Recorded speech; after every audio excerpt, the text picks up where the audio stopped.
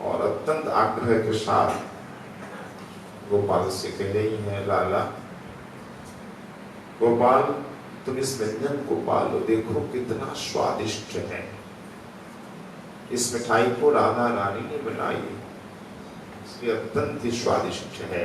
ऐसा कहकर राधा यशोदा मैया भोजन करा रही हैं। तो भोजन में सखाओं के साथ से कृष्ण हंस रहे हैं, हंसा भी रहे हैं। अत्यंत हंसाने वाले इसमें है मधुमंगल। सखाओं को खूब हंसाते हैं कन्हैया को, सखाओं को। तनिक मिठाइयां श्री कृष्ण अपनी थाली से उठाकर मधुमंगल की थाली में रख देते हैं। मधुमंगल देख करके बड़ा जो है खुश हो जाता है। मिठाइयों से थाली भर गई और कहता भी है गर्व के साथ, मैं सब खाऊंगा, एक भी नहीं छोड़ूंगा। मैया कहता हाँ छोड़ना नहीं, सब खाना पड़ेगा। हाँ मैया खाऊंगा, मतलब दही तो लाओ। मैया दही लाने जाती है तो उधर सखाओं का ध्यान बटा देते हैं। ये कहकर देखो देखो सखाओ, वो देखो बंदर आ गया कल वाला, ये इसने तो दही चोरी की थी, वो दही चोर बंदर आया, अब ये पकवान खाने के लिए ये लालायित है, लज्जा रहा है। ऐसा कहने के लिए सब सखाओ उधर देखने लगे और इधर मधुमंगल अपनी थाली से मिठाइयां उठाकर सखाओ की थाली में रख दी। और बाद में कहा देखो मैंने सब खा ली, सारी मिठाइयां मैंने खा ली। मैया दही लेकर आई, मैया आप दही की कोई आवश्यकता नहीं है, मैंने मिठाइयां खा ली, अब तुम खीर लाओ। तो मैया खीर लाती है, अत्यंत ही मधुर शीतल, सबको परोसती हैं। खीर के पश्चात अन्न यानी महाप्रसाद, चावल, तरह तरह के व्यंजन, ये कच्ची रसोई एक एक करके मैया परोस रही हैं और कहती जा रही है देखो ये किसने बनाई व्यंजन, प्रसुहान किशोरी राधा रानी ने, इसलिए अच्छी तरह खाओ। तो कत्ती साग से लेकर चटनी तक तरह तरह के व्यंजन मैया ने परोसा। और इसके बाद रोटी आई, अद्भुत घी से एकदम लबालब है, तो घी से अभिषिक्त सुंदर रोटी दी।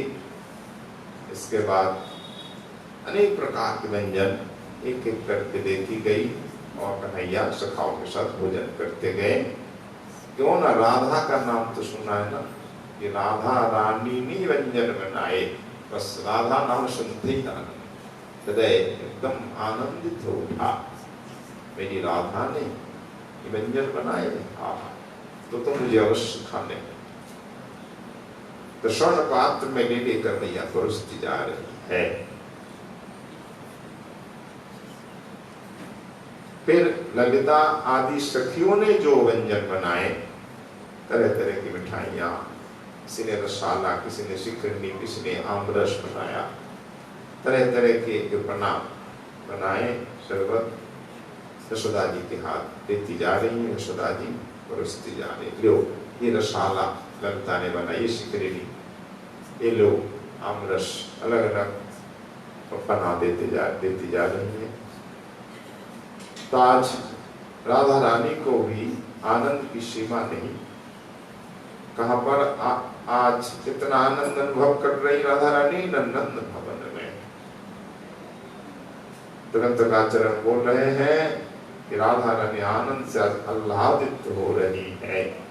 हृदय दयित मुख वीक्षण रिष्टा तदति मधुरा मृदिकांति प्रकृष्टा मुमधुरुदित भाव पृथुभाव विहस्ता रमन भवन मदिता पुरुषस्ता।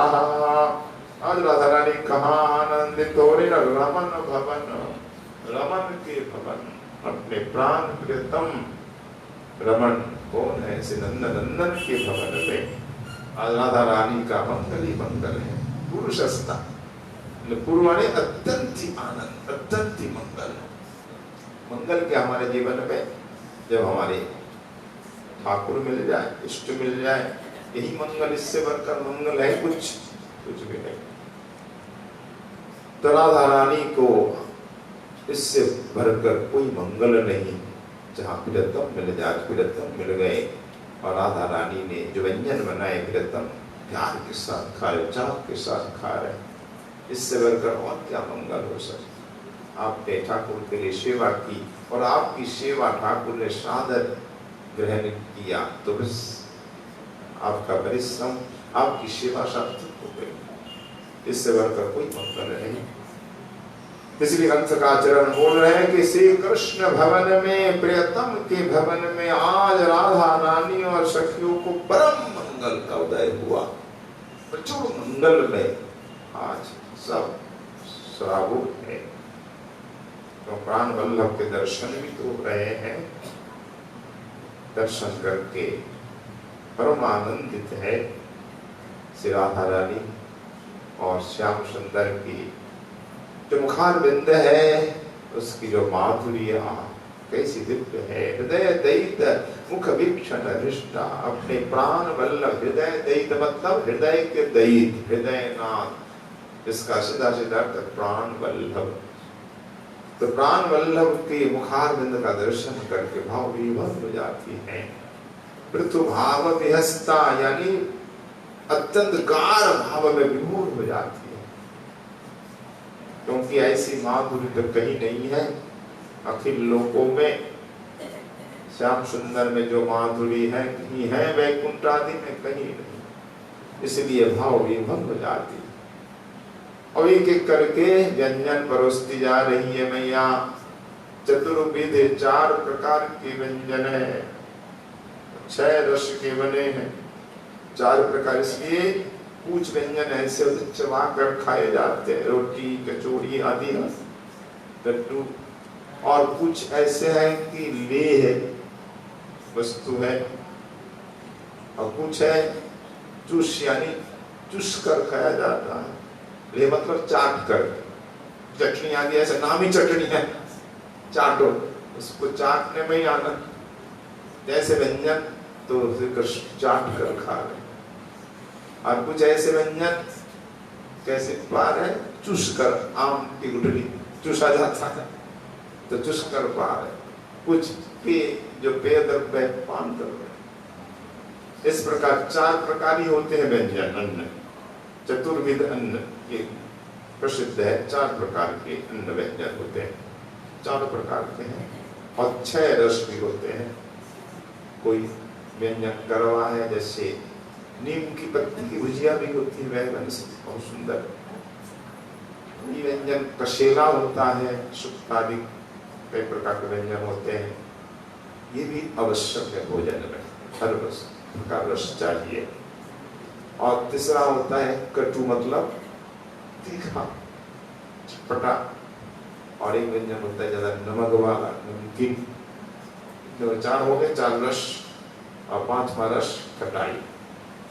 चटनी होनी चाहिए भोजन में। हमारे भारत में सर्वत्र ऐसा नियम है। यहाँ भी कहीं भी जाइए, भोजन में चटनी जरूर चाहिए, खटाई जरूर चाहिए। उड़ीसा में तो बिना खटाई भोजन ही नहीं करेंगे, खटाई पहले दो। बरमपुर आदि में बिना खटाई नहीं, चटनी बहुत आवश्यक है। वैसे चटनी हर जगह चाहिए। और मधुर, ये 6 रस, 6 रस के व्यंजन है। मधुर अधिक है, ब्रज में तो मधुर ही अत्यंत अधिक होता है। यहाँ करवा कम खाते हैं, नीम की पत्ती नहीं खाना चाहते, सुखता भी हाँ उतना नहीं प्रसिद्ध है। यहाँ तो अत्यंत मधुरी प्रसिद्ध है। मिठाई, भोजन में मिठाई जरूर हो। चटनी 2, नमकीन भी चल जाता है, चटपटा चल जाता है, चाट चल जाता है, पर सबसे अधिक मधुर। पर नंद भवन में से कृष्ण भोजन में तो 6 रस है, 4 प्रकार के अन्न हैं। और भोजन करते जा रहे हैं मैया, एक एक देते जा रही हैं।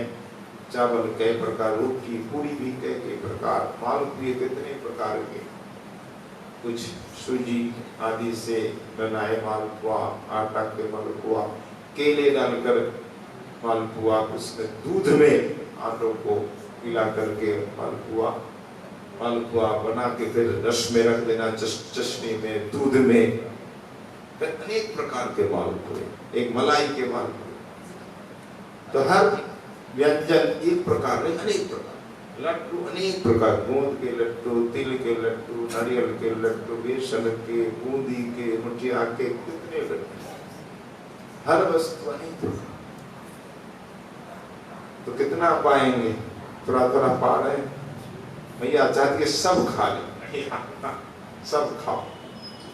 माँ का ये स्नेह होता है हर बालक के लिए कि बालक खाए, ज्यादा ज्यादा खाए। मैया कुछ देती है तो खाने का भोजन देती है। जब यहाँ उद्धव जी आते हैं, माँ यशोदा कन्हैया के लिए क्या भेजती है? भोजन, दही, दूध, मलाई, मक्खन अधिक अधिक भेजती है। और पिताजी बच्चों को क्या देते हैं? पैसा, वस्त्र आदि। तो नंद बाबा वस्त्र भेजते, आभूषण भेजते। सखा खेल की वस्तु जो कन्हैया को बड़ा प्रिय है। सखी क्या देती है? चित्रपट, गुलाब तो चलता नहीं उस समय, वो कदम के फूल, मोर का पंख, मुरली सब भेजती। तो माँ हर समय बच्चों को खिलाना चाहती। ये माँ में एक स्वभाव है, आदत है। अधिक अधिक मेरा बालक खाए, खूब बलवान हो, इसलिए मैया खूब खिला रही है। तो भोजन पा रहे, पर राधा बदन जो सामने उदित हो गया है, राधा बदन चंद्रमा, तो श्री कृष्ण का मन उधर चला गया। श्री कृष्ण के श्याम सुंदर के नेत्र हो गए भ्रमर, और राधा रानी का बदन है क्या? कमल। ततद वक्त्राब्ज प्रहित नयन प्रांत भृंगो निगूढ़ं प्रश्नन् अम्बा मनसि निविडं सा प्रमोदं व्यतानित। तो कमल नयन से कृष्ण व्यंजन पा तो रहे हैं, हर व्यंजन खा रहे हैं, पर बड़ा स्वादिष्ट है, क्यों नहीं होगा? प्रियाया हस्त स्पर्शा, मेरी प्रियतमा का हाथ जो लगा, इसलिए अमृत से मधुर है। पा रहे हैं, फिर देख भी रहे हैं राधा रानी को। तो राधा बदन सरोज में अपना नेत्र भ्रमर अर्पण कर दिया।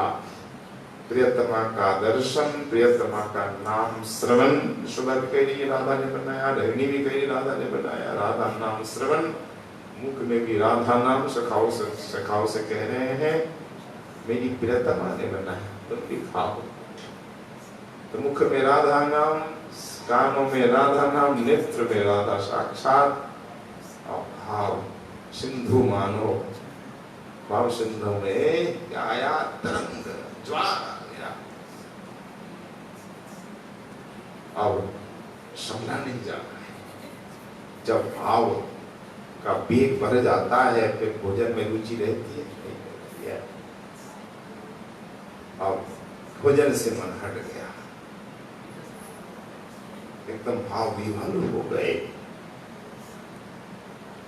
और राधा रानी भी कृष्ण का दर्शन खूब प्यार से कर रही है कि प्रहित चकित नेत्र प्रांत दृष्टे प्रणाली मिलित ददति लावण्यामृतास्वाद पुष्टा प्रसरद अखिल भावोल्लासम् आच्छादयन्ती दयित हृदयमुच्चैराधिकाप्यजहार।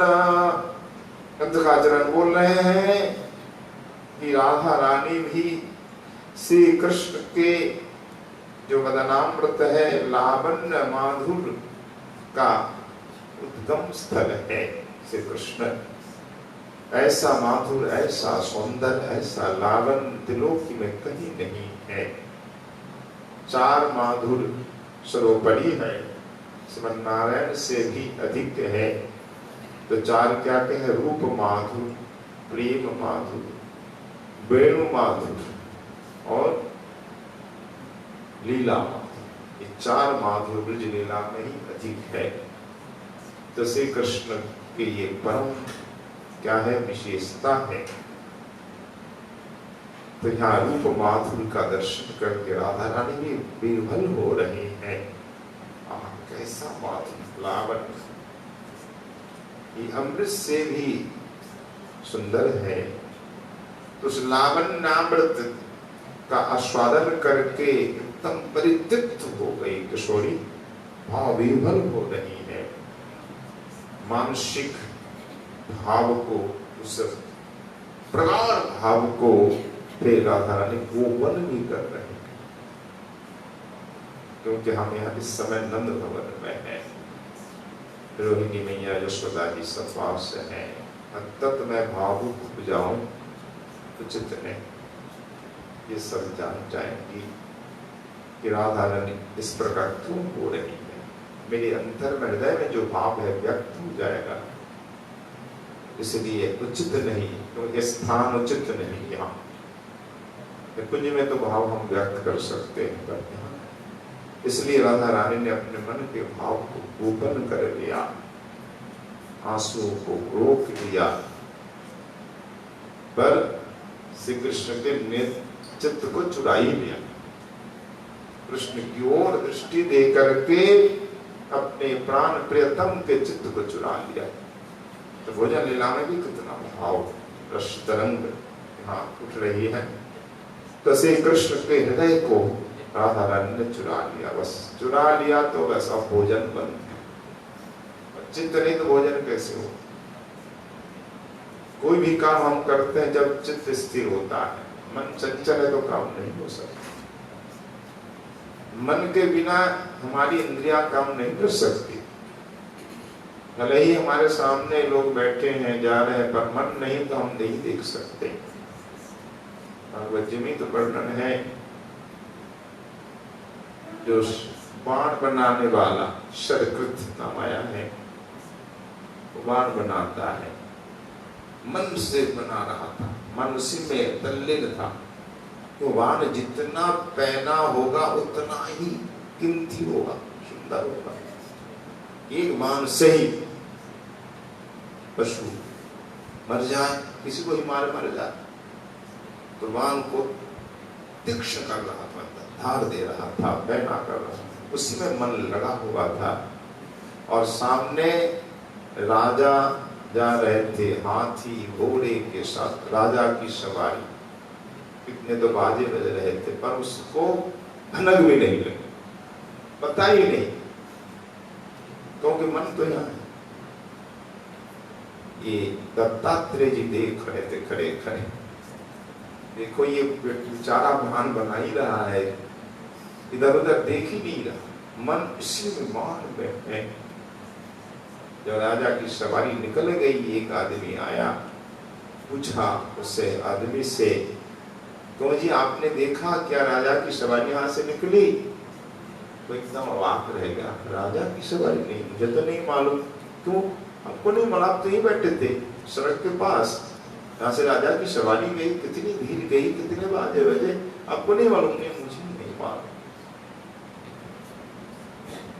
तो दत्तात्रेय जी ने देखा, वाह, साधना हो तो इसी प्रकार साधना हो, भजन में तल्लीन हो जाओ, दुनिया को भूल जाए, पता ही नहीं चले क्या हो रहा है, नहीं हो रहा है। शरीर में आग लग जाए तो भी पता नहीं चले। ऐसे भी साधक भी है, पहले तो खूब हुए, आज भी कुछ साधक थे वैष्णव, भजन में ऐसे डूब गए थे, ज्यादा दिन की बात है, 30 साल पहले की बात है, 40 साल। तो एक भक्त ने परीक्षार्थ, बाबा समाधि में है, असल में सचमुच है कि नहीं, परीक्षा के लिए उनके हाथ में एक शीख माचिस जला करके लगा दिया, पर बाबा का ध्यान नहीं टूटा, वो जल तो गया, उस जगह वो जगह जल गई, भुला पड़ गया। पर एक दो बार उसने किया, फिर डर गया। बाबा सच्चिदानंद श्री कृष्ण चैतन्य दास जी, वो कालीदह वाले बाबा प्राण कृष्ण दास जी थे ना, जगदीश बाबा के सेवक श्री प्राण कृष्ण दास, उनके शिष्य कृष्ण दास को भी दर्शन किए। तो वो कृष्ण चैतन्य ऐसे भजन में डूबे रहते, पता ही नहीं, उनका शरीर जलाया, हाथ जलाना माने शरीर जला दिया, आपको बोला पड़ेगा, उनको पता ही नहीं, समाधि नहीं टूटी, भजन नहीं, ध्यान नहीं बंद हुआ। ये है भजन। भजन करते करते मन चंचल हो जाए, थोड़ी सी आवाज हो, जब धर्म दृष्टि चली जाए तो फिर भजन नहीं। हाँ भजन है, पर वो जिसे भजन कहते वो नहीं। भजन होते एकदम तल्लीन हो जाना, लवलीन हो जाना। तो उस व्यक्ति की तल्लीनता को देखकर अवधूत महाराज ने कहा, इससे भी हमें शिक्षा प्राप्त होगी, इसलिए कहा आप भी हमारे गुरु हैं। तल्लीनता हो तो ऐसी तल्लीनता हो, आप तो तल्लीन है भौतिक कार्य में, पर साधक को तल्लीन होना चाहिए अपने इष्ट की सेवा में, ध्यान में, नाम कीर्तन में तो साथ। ऐसी तल्लीनता हो जाए तो ठाकुर दूर नहीं, अवश्य प्राप्त हो जाए। तो यहाँ दृष्टांत इसलिए आया कि मन था नहीं, मन तो था उस बाण में, इसलिए देखा नहीं। सामने से राजा गया, सवारी गई, देख नहीं पाया। तो हमारी इंद्रियां, मन नहीं तो काम नहीं कर सकती, आंख नहीं देख सकती, काम नहीं सुन सकते, सब जड़ है ना, इंद्रिय तो जड़ है, सब इंद्रियां जड़ है, मन के संयोग से ही काम करती है। तो मन नहीं तो काम नहीं, मन नहीं तो भोजन कैसे होगा? मन तो कृष्ण का चला गया, राधा ने चोरी कर ली, चित्त को चुरा लिया। श्री श्याम सुंदर जगत के चित्त को चुराते हैं, और श्याम सुंदर के चित्त को चुराने वाली एक राधा ही है। राधा में ही परम सामर्थ्य है। श्री कृष्ण भुवन मोहन है, तो कृष्ण की मोहिनी है कौन? हमारी राधा। बोलो राधा रानी की जय। आज श्री कृष्ण एकदम कैसे हो गए, आप भोजन अच्छा नहीं लग रहा, एकदम उदासीन हो गए। माने तो कहीं क्या हो गया? कना गोपाल खाओ, आधा लड्डू खाया, मुंह में रह गया, रख दिया, नहीं खाया। सब भोजन आधा किसी का, एक तिहाई, एक चौथाई खाया सब। अरुचि देखकर एकदम माँ व्याकुल हो गई। पुत्र ये क्या कर रहे हो? खाओ। जत्नात् संस्कृतम अन्यानि सर्वं त्यक्तं कथं सुता क्षुदितोषि कियद् भुङ्क्ष सकतः क्षीरसु मम। बेटा ये क्या कर रहे हो? कितने प्रयास से ये व्यंजन बनाए गए, मैंने कितना प्रयास करके राधा को बुलाया, और कितने परिश्रम से राधा ने व्यंजन बनाए, और तुम खा नहीं रहे हो। जबकि भूख है, मुझे पता है तुम भूखे हो, फिर भी खा नहीं रहे हो। खाओ, नहीं तो मेरी सुगंध, मेरा शपथ है अगर नहीं खाया फिर भी खाने मन ही नहीं, कैसे खा सकते?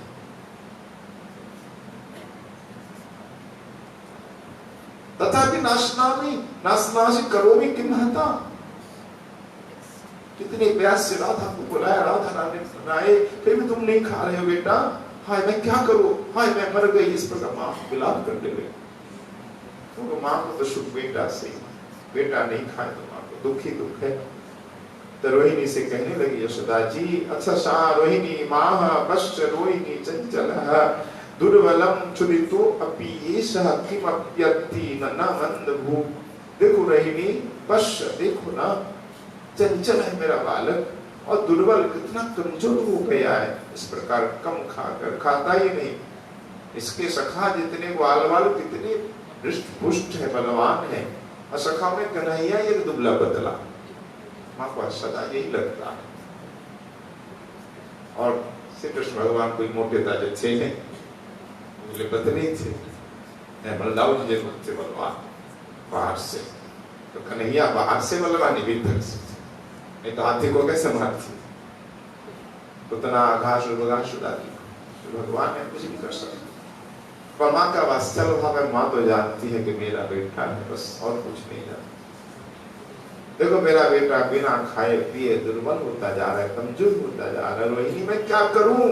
मंद भूख, कम खाता है। अब तुम जाओ समझाओ। तब पलम्ब हंतु रंबा, पलम्बा शूर वध करने वाले की माँ, ऐसा नवाया। यानी रोहिणी बलदाऊ की माँ आई, और कहने लगी जतना अन्नम साधितम वत्स निष्टम मल्लिमृद्वाराधयेदम मया च सुतक्षामो अशीतं च नास्नासि तत्ताम अम्बा मेताम मंच किं वादुनोषि। देखो बेटा कितना सुंदर है व्यंजन, और बेला फूल से भी कोमल राधा रानी एकदम कोमलांगी है, और राधा रानी ने ये व्यंजन बनाए, मया तो मैंने भी बनाए, अब तुम भूखे हो फिर भी नहीं खा रहे हो, क्यों बेटा क्यों नहीं खा रहे हो, क्यों तुम अपनी माँ को दुख दे रहे हो, मुझको भी दुख दे रहे हो, खाओ बेटा। देखो तुम्हारी माँ किस प्रकार विफल हो रही है, रो रही है। जननी तव पश्य खिद्दति सूत निर्मंचन नत्र जामिते, बलिहार बेटा तू खा, देख मैया कष्ट पा रही है, अब भोजन करोगे तभी तो वन में जाओगे ना, वन में घूमना पड़ेगा, गौचारण में कितना परिश्रम है, भूखे पेट नहीं होता बेटा, भोजन करो अच्छी तरह और जाओ वन में। बहुत अन्याय विनय रोहिणी माँ कर रही है, यशोदा मैया तो भी बोल नहीं पा रही। तब कन्हैया बोलने लगे माँ क्यों तुम विफल हो रही हो, भुक्तम मया भूरिगता, मैंने बहुत भोजन किया, अब कितना करूं, पेट भर गया है, कोई भूख नहीं है, मैंने भर पेट खाया है, अब सच मानो अब मुझसे नहीं खाया जाता। फिर भी कन्हैया माँ के लिए रोहिणी बार बार देख हमारी ओर देख, हमारे लिए भोजन। ततम वीक्षमन्नम पुनरप्यदंतम ननंदतु नंदसुतम जनन्नो, पुनः जो है माँ को सुख देने के लिए कुछ खाने लगे। जैसे ही खाने लगे तो दोनों जननी बड़ी प्रसन्न हुई, फिर एक एक करके व्यंजन देती गई। अब मैया तरह तरह के पना ला रही है, देखिए रसाला है, शिखरिणी है, ये शाड़ब है, अमरस है, इस प्रकार एक एक शरबत पाना बना देती जा रही है। फिर बीच बीच में मिठाइयाँ भी थोड़ी थोड़ी, बड़ा दही बड़ा ले खा ले सब बच जाएगा। इसके बाद फल आदि देती जा रही है। आप दोनों पेट भर भोजन कर लिए, आप हो गया भैया, आप पेट भर गया। सखाओं ने भी हाथ उठा लिया, सबका पेट भर गया। अब कितना खाए, 56 भोग, रोज ही 56 भोग होता। आप दोनों सखा कृष्ण बलराम सखा सबने हाथ धोया, मुंह धोया। हाथ इतना चिकना था तो मिट्टी लानी पड़ी, मिट्टी से घिस घिस के हाथ धोए, चिकना हो जाने के कारण। उन दिनों तो साबुन का इस्तेमाल होता नहीं, चिकनी मिट्टी, कौन सी मिट्टी, मुल्तानी मिट्टी आदि, और सुवासित मिट्टियां घर में होती थी सुगंधित, वो मिट्टी से हाथ धोते थे। तो वो मिट्टी आज भी ब्रह्मांड मक्खन मिट्टी मिलती है ना, इस प्रकार मिट्टी सुवासित ला दी गई, मिट्टी से रगड़ करके हाथ को धोया, मुंह को। फिर मैया एक सीख ला के देती है नीम की, जो दांतों को साफ करने के लिए, तो सीख से दांत साफ करते हैं कन्हैया। फिर मुंह धोते हैं। इसके बाद अब आचमन हो गया, हाथ पोंछ लिया। अब सखा आए जम्बुल, ये पान की बियाली थी, तो पान खिलाते हैं और थोड़ी देर बैठते हैं। सखा अपने सेवक सब पंखा धरते हैं। इसके बाद आगे की लीला का वर्णन फिर आगे 9 दिन पश्चात होगा। कल से श्रीमद् भागवत की श्री कृष्ण की बाल लीला का स्वागत होगा। भागवती मुख्य होगा, साथ गोपाल चंपू आनंद नारायण चंपू का भी रस से अभिषिक्त होगा। तसे मधुर गोस्वामी जी महाराज की तिरुभाव तिथि को उपलक्ष्य में, साथ ही हमारे दादा गुरु परम पूज्यपाद श्री सुखदेव दास गोस्वामी महाराज की तिरुभाव तिथि दोनों सम्मिलित है। तो उपलक्ष्य में प्रतिवर्ष उत्सव मनाया जाता है। तो आज से उससे प्रारंभ है। अधिवास कल से 7 दिन की कथा, फिर संत सम्मेलन, संगोष्ठी, हरिनाम संकीर्तन, भंडारा आदि का कार्यक्रम चलता रहेगा। 14 तारीख तक तो चलेगा ही, पर ये कथा फिर 13 तारीख से, हाँ वो तो 13 तारीख से कथा फिर शुरू होगी। तो 14 तारीख से, हाँ 12 तारीख तो सभा होगी, 13 तारीख संकीर्तन, संकीर्तन होने देंगे। 14 तारीख से फिर पुनः गोविंद का स्वागत होगा। और कल से जो कथा होगी 4 से 6 तक। आप कहें तो पूरी हिंदी में हो, हिंदी में भी कर सकते हैं, अगर हमारी ये बंग भाषा भाषी श्रोता मान जाए तो इनका मना लीजिए, तो पूरी कथा हिंदी में ही 4 से 6 तक से कृष्ण की बाल लीला, नहीं तो थोड़ी बंगाली में कर देंगे पहले। पूरी हिंदी में, पूरी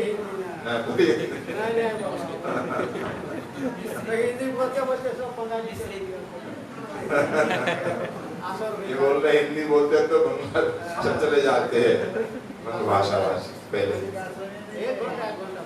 ठीक है, जैसी आपकी इच्छा, श्रोताओं की इच्छा अनुसार। तो आप लोग जल्दी आ जाए, 4 बजे पहले बंगला हो जाएगा, फिर 5 से हम हिंदी में शुरू करेंगे। एक भाषा में होने से अच्छा होता है, तो अच्छी तरह बोला जाता है, नहीं तो आधा आधा कभी बंगला में कभी हिंदी में, वो एक प्रवाह जो है वो रहता है। तो देखा जाएगा कल से जैसी इच्छा ठाकुर क्या। अच्छा, तो आज यहीं पे कथा का विश्राम होता है। बोलिए श्री राधा मेनन जी महाराज की।